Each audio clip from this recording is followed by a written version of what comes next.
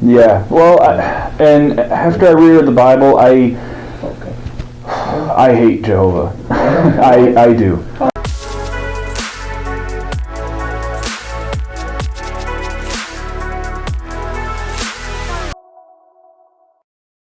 Okay guys, welcome back to the channel. This is going to be part 12 of our review of this apostasy trial, the secret recording, with Isaac, Brother Catholic Basher, Brother Precious, and Brother Vlad. It's been awesome to go through this series with you guys. I am looking forward to bringing it to a close though, so that we can get into some other more important material. But I hope that you guys have enjoyed the commentary of this thus far. I'm going to let Isaac speak for himself here. I'm going to let him finish out the letter. If it kind of seems like we're coming in the middle of something, it's because we finished with his part of his letter in the last video. So if you need some context there, I will provide a link to the original video where it's just uninterrupted by me. And then I will also place a link to my last video where I started reviewing it. Anyways, go ahead and grab a beverage, your favorite tea, coffee, or who knows, wine. Let's get into it, guys. An enlightenment unknown to many on this earth, although the numbers of us are awakening and increasing in vast numbers every day. For a religious person to say all humanity must to look and abide by the Bible for morals and direction in life is the most absurd statement to me. To the vast majority of free-thinking humans, the main cause of suffering on this planet is religion. And those who follow what's written in the Bible or any holy book used for an excuse to rape, enslave, commit genocide, and murder, all sanctioned by their God. After all, he was the one who ordered them to do these things. Religious organizations all enjoy a privileged place in our society, and they thrive like parasites, claiming all to have the answers, while simultaneously siphoning our time and money. The worldview and teaching leave people ill-equipped to distinguish fact from fiction. The largest threat religion has and always has faced are those who seek knowledge and education and a higher understanding of the world we live in. The availability of information worldwide today has shown how the decline of religion inversely correlates with the increase in the free thought process. Also, the availability to fact-check every claim made by someone on a podium has led more members to awaken and enjoy true freedom. I have nothing but love for all of you here tonight, and I certainly hope you will think about everything I've told you and see that the information is out there to see for yourself. One of the greatest cons of the 20th century, and an even bigger one of the human history of man. It's easier to fool people than to convince them they've been fooled, says Mark Twain, American author. Thank you for your time tonight. So that should help you figure out where I stand on things.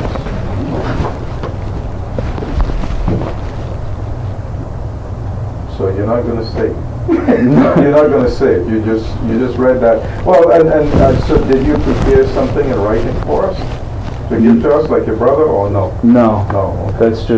That was my heart typed out on paper that I just wanted to express to whoever was here tonight. Okay. And this hasn't been overnight. Like I said, this has been nearly 3 years of me calling the Watchtower service desk, me reading, me going to the library. Okay. It wasn't an overnight decision that brought me to the point I'm at. Exactly. Yeah. Okay. So. All right.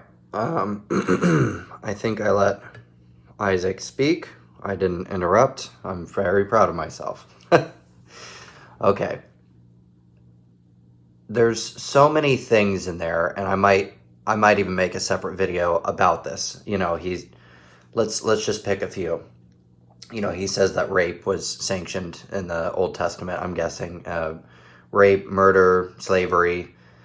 And then so he's mad at a couple of things in the Old Testament. And then he says that the vast majority of the world's problems come from religion and the practice of it.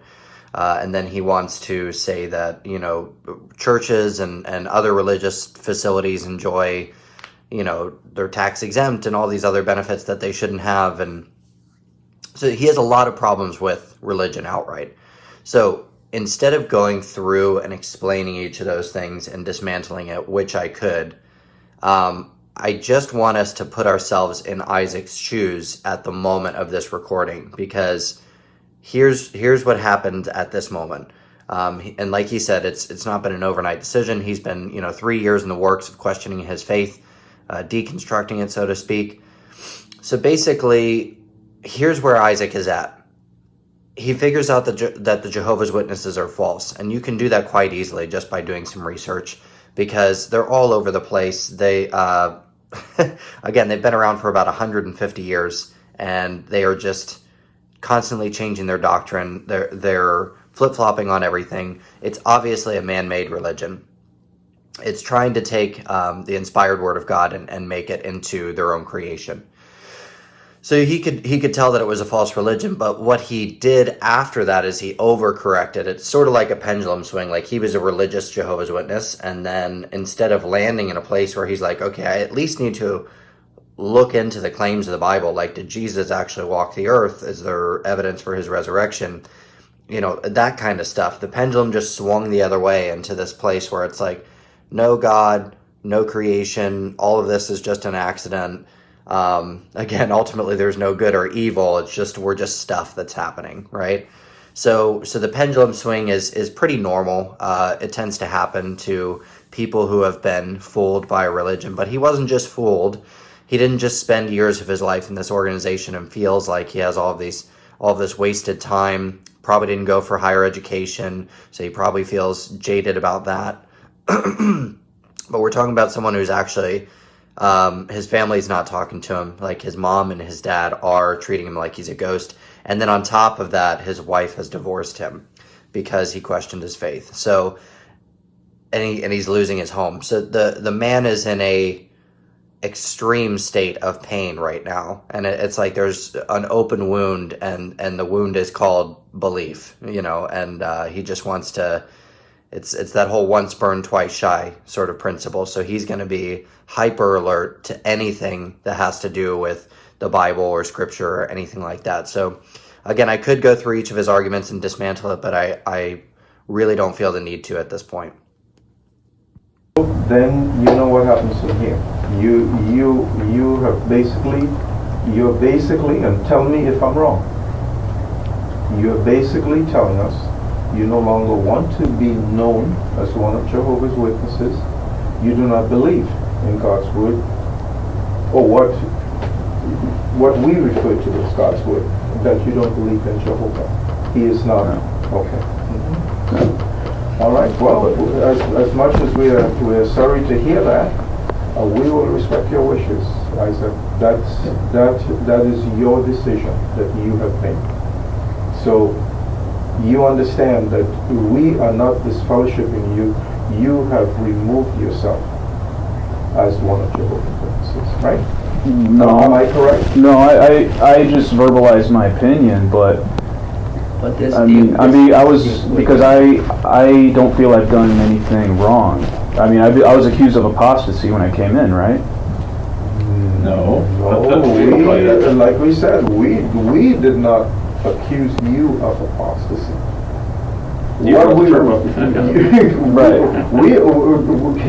Okay, let me try and give some insight, I think, on what's going on with Isaac right now, because listen to their language real quick. So their verbiage is, we understand that you don't believe in Jehovah anymore, God, their version of God. So would you like to basically no longer be known as one of Jehovah's Witnesses? So in their minds, that's automatically what follows, is if you don't believe in God, then you're no longer one of Jehovah's Witnesses. And Isaac is like, well, no, I'm not saying that I'm not a Jehovah's Witness. And the reason that it seems kind of weird that he would even say that is because, again, he's still trying to play these mental and verbal gymnastics so that he can try. I think he knows inevitably at this point he's disfellowshipped, and that means that no one in the congregation is going to talk to him. His family's going to continue to refuse to speak to him. But I think it's like a last-ditch effort to just be like, listen, I'm not saying I'm not a Jehovah's Witness anymore, and therefore I shouldn't be able to talk to anyone in this community. I'm not a believer in God anymore, right? So he's saying, I haven't really done anything wrong. I'm not going around and telling other people not to believe in God, because apostasy, of course there's other definitions to it, but in their definition, it is going around and spreading false teaching or false information. So, in a sense, Isaac is exactly right. In their definition of apostasy, he hasn't committed it. Like, he's not going around and convincing other people of their faith and not to have it. So I think that's why he's saying, I'm just verbalizing my opinion, is because he doesn't want to give them the leeway to say, okay, well, now we have the catalyst to be able to say, okay, you're disfellowshipped. This is a weird part. But anyways, we're gonna keep going. We haven't even had a chance to tell you that you're apostate or what you said. You have just told us all what you have come up with your research. So the thing is, and please don't make this a thing of words. That's not what it's all about. You see, our intent here tonight is to see where you stand. And actually, what you have said there, and I want to make sure, because you're not giving that to us. Yeah.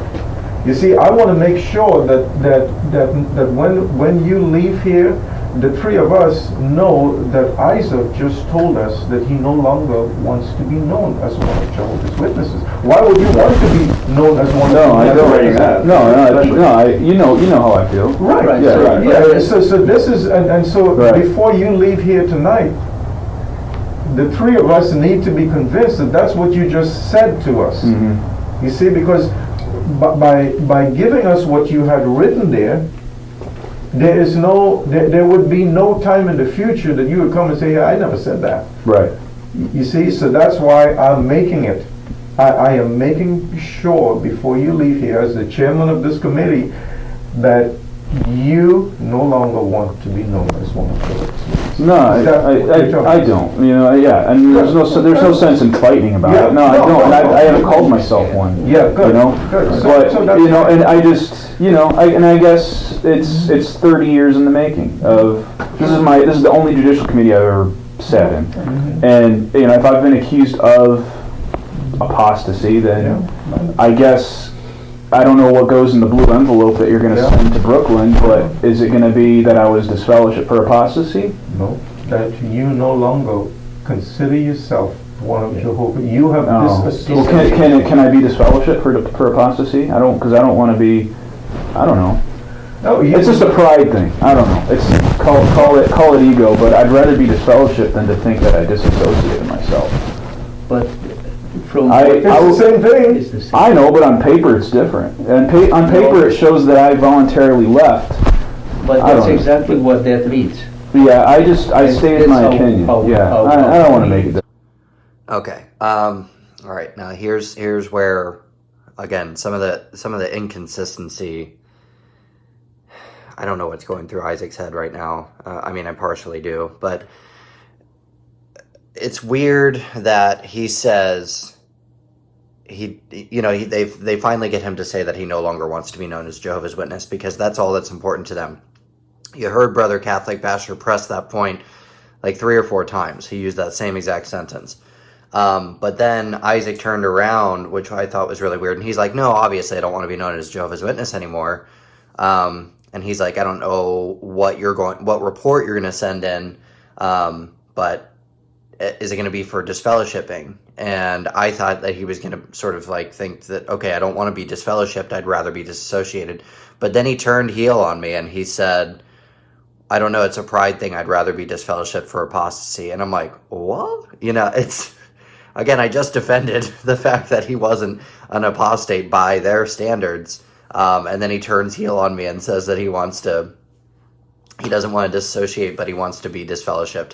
Which, again, there's no difference whatsoever. There's a difference. And the difference is disfellowshipping is done by the elders, disassociation is done by the individual. But the punishment is the same, as you are ostracized, right? You are no longer a human according to other Jehovah's Witnesses. Okay, so again, there's not too much I can interject into this. It's more or less just me listening and raising my eyebrow every once in a while, but we're going to keep going. Yeah. Cool. But that's why I waited until I was summoned. I wasn't gonna just write a letter and just quit. Mm-hmm. Okay. Because I know the implications once I verbalize a statement, and that's and I didn't want to waste any more I know your time is precious. It's okay. And so that's why I just went ahead with that, because I knew we could have gone around all night. Yeah. Right. And I could have just That's the point I was making. Yeah. The reason why I just mentioned so Dude, I couldn't make this, I couldn't draw this character if I wanted to, or like write him into existence.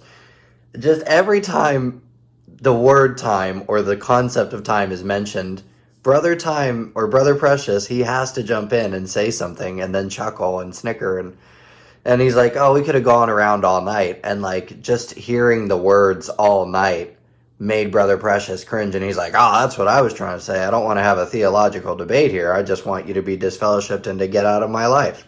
That's what I shouldn't be laughing. All right, let's keep going. certain things. I don't know you. Right. Nothing personally to you.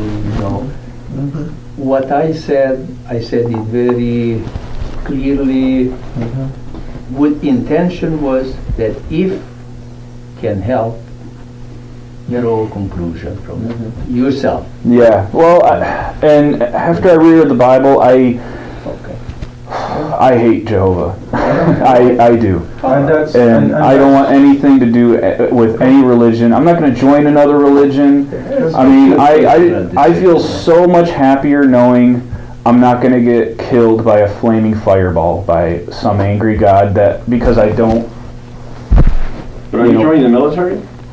You're not joining the military, right? No. I mean, that was a long time ago. I won't be able to because of what I did, because of quitting like I did. I became a conscientious objector. I'm a CO also, by the way. I remember we talked about that. Yeah.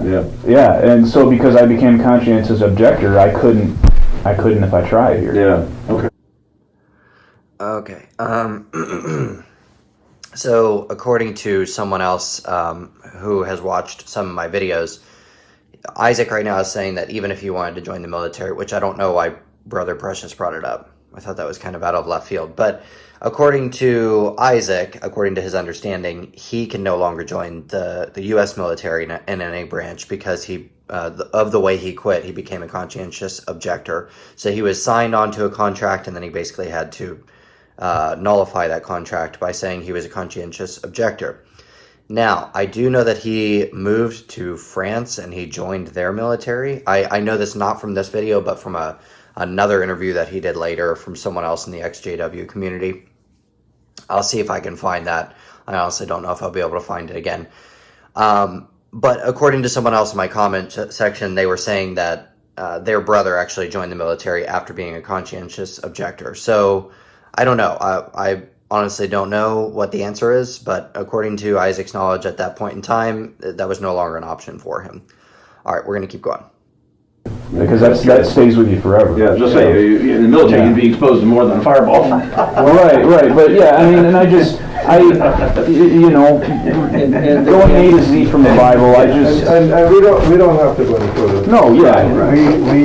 We understand where you're coming from, and we respect that you took the time to come here as well. Yeah, thank you. See, but we appreciate that you did that, so that there is no hearsay, because again, you see, when somebody comes to us and says something, it's hearsay. Right. You came here and you sat and you told us face to face how you feel. Now we know. That's how Isaac feels, and no hard feelings. Yeah, we are sorry that you are leaving, but we all have choices, and you are going to have to make other choices in life. Later down the road, and you will see them. Life has a way of coming at us. And believe me, you're young. You haven't seen it all yet. And so you never know. Where there is life, there's hope. That's a favorite expression of mine. Right. Where there is life, there's hope. And as for your parents, they still love you. You see, they may not want to have anything to do with you, but your parents love you. And I can say that from the discussions that I've had with your mom and your dad. That's the only two. All right. A few points I don't want to miss. So real quick, Isaac made a super strong statement, and I didn't mean to jump over it because of the whole military thing, but I don't know if you heard back there a little while before this, Isaac is like, after rereading the Bible, I hate Jehovah. I mean, they probably cringed in their seats a little bit. I'm sure they did. Listen, I agree with Isaac. I hate the Jehovah of the Watchtower. He's a petty God. He's a God that is not full of grace. He's a God that demands hours and hours and hours of your life. You could devote 68 plus years, and if you fail at the end, you're gone in Armageddon. He's arbitrary. He's all over the place. So I agree with Isaac. I don't like the God. I don't like the Jehovah of the Watchtower either. But the problem is, Isaac has never heard about the God of the Bible. He's heard about a God of their Bible, right? And their interpretation of it, but they have eisegetically inserted their truth into the text instead of exegeting the truth, letting the truth of the Bible speak to them, and then to turn around and teach it to others. So basically what Isaac is hating on is a straw man version of God. It's a non-version of God that doesn't exist. So that's a strong statement. And then the other thing that he was bringing up, gosh, what was it? I remember now. Okay. Brother Catholic Basher, he said, even though your parents won't have anything to do with you, they still love you. I have a couple problems with that. Listen, just the nature of being a parent. I don't have children. I have nieces and nephews. That's it. But the nature of being a parent, like your offspring, half of your DNA, half of you, just everything inside of your life wants to protect and nurture and be there for this child, no matter how old they get. I would want to believe that it's strong enough to deprogram someone, to overwrite that section of indoctrination that happens in the witness faith. But unfortunately, we're more selfish beings than we think we are. Unfortunately, what they might say as being faithful to Jehovah is actually a selfish act to preserve their self-righteousness. If I don't talk to my children, then the other people in the congregation and the elders will think I'm a good, strong Jehovah's Witness. That's what that boils down to. So I don't want to say it's them being faithful. I think it's actually not a faith thing. I think it's a selfishness thing. So when parents decide not to speak to their children because of religious differences, or family decides not to speak to other family because of religious differences, it is not an act of faithfulness. It is actually a selfish act. Because if my brother was a Satanist, would I like that part of him? No. Would I be able to have conversations with him and hopefully, steer him away from that? Absolutely. I would take every opportunity that we spoke to try and make that a reality. So, and that's pretty extreme. Again, if you're a Christian and your brother's a Satanist, but that doesn't mean that you treat them like a non-person. They're still an image bearer of God. They still are worthy of your respect and dignity and preservation. So our job is to love people in spite of those things, even if we disagree with them theologically or from a belief standpoint. All right, I think we're close to the end. That I've spoken to, and they'll get over it too. You see, but you are their son, and that's whether you disassociate yourself, you don't believe in Jehovah anymore. That fact doesn't change that you are their son. All right, so understand that you are still their son, and they still view you as their son. Maybe not in the same way when everything was fine, you and your brother, but they still love you, and I'm conveying that to you from what I heard from two strangers, but two brothers and sisters that I have, and I want you to understand that. Your parents hate you. Yeah, I know. Your parents love you and your brother. They just don't love the choice that you've made. Right. But we will get over it. Yeah, and I have to face the fact I'll see them at their funerals because they're not gonna want to, you know, they're not gonna want anything to do with me now. Well, they already don't want anything to do with me because they know what my intentions were a while ago, and I've had to live with that. Yeah. Well, You know, but and that's the hardest part. That's been the whole hardest part of this whole thing. yeah. Is It must be. Has to be. you can't there's no honorable way to leave this religion. There's no honorable way. Can you imagine how Jehovah feels? Yeah, exactly. You don't- Okay. All right. Okay, Isaac. Well, Do you want this Bible? no, I'll take it. All right. I don't need it It's anymore. up to you. I mean, you sure you don't want to, Ay, caramba. Okay. Man, at the end, like, Brother Vlad, just being Brother Vlad, you know, he goes through hearing everything that Isaac said about unbelief.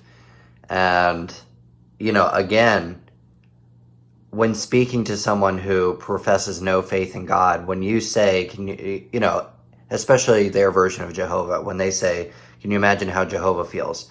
That's like asking Isaac, can you imagine how the genie from Aladdin feels? It just, to him, it's a his mind can't even go there because there's no such thing as a relationship with God when you're a Jehovah's Witness. Again, Jehovah's just up in heaven and he's ready to do bad things to you if you do bad, and he's ready to do good things to you if you do good. It's a works-based faith. So it's not a relationship. He's not a real person. Again, we know that he's not actually a real God from Scripture because he's not the God of the Bible. So, yeah, that was a interesting way to finish out the meeting. Brother Vlad coming in, being Brother Vlad, and then Brother Precious coming in pretty quick and correcting him and just basically saying, like, no, don't go down that road because we're not going to be here for another 5 minutes. Like, they realize they're at the end. Just to finish on one more point, again, he was talking about, Isaac said something about, I'll have to basically be at home with the fact that the next time I see my parents is going to be at their funerals. And again, there's so much that this organization has to answer for. The relationships that have been broken in families by these false teachings, the people who have died because of false teaching on blood transfusion doctrine, the blood doctrine, people who have lost their lives over not getting organ transplants because at one point it was considered cannibalism by the organization. I could go on and on and on. The years spent in prison by brothers who won't serve in the military in any sort of capacity. Again, there's so many crimes and sins committed by the Watchtower that they A, won't take credit for, and B, not only will they not take credit for it, they will turn around and blame the witnesses for being overzealous in certain teachings whenever they change their teachings. The Watchtower is horrible. It's wicked. It's fully aware that they're a false religion, I think. I think the governing body members know that this is all crap that they're peddling, and I think that they're very aware of that, but they love the money. The money's great. It is so profitable to be a false prophet. Let me say that again. It is very profitable to be a false prophet. So again, from my worldview, from my understanding, I can say that those things are evil, and I can say that God will answer every one of those crimes, those sins committed against other human beings, with justice. And to me, when I was a witness, the whole thing was, well, how could a loving God create hell? And my rebuttal to that now is, how could a just God not punish evil? If the Zodiac killer who was never caught just dies, and a Jehovah's Witness or, a non-believer who, worked in a soup kitchen every Sunday just dies and they get equal punishment, then there's not a just, loving God. If God does not punish the Zodiac killer more than he punishes the non-believer, then there's no, again, just God. And I don't know why I was going down that path. Anyways, I just want to close this out by saying, Isaac, if you've watched all of these videos, which I don't know, maybe you're interested in it. I would love to have you on the channel. I would love to do an interview with you. That would be cool. I feel like I've gotten to know you through this video and just watching this and spending time in it. But anyways, I want to thank you guys, the audience, so much for sticking around. Hopefully this is not too long of a video, but I want to thank you guys for your input in the comment section. And I'm so looking forward to getting into some brand new subjects and reacting to some of the videos on jw.org. So definitely be looking forward to that because it is cringe 100. And I'm really looking forward to reacting to it with you guys. So anyways, have a great night and God bless.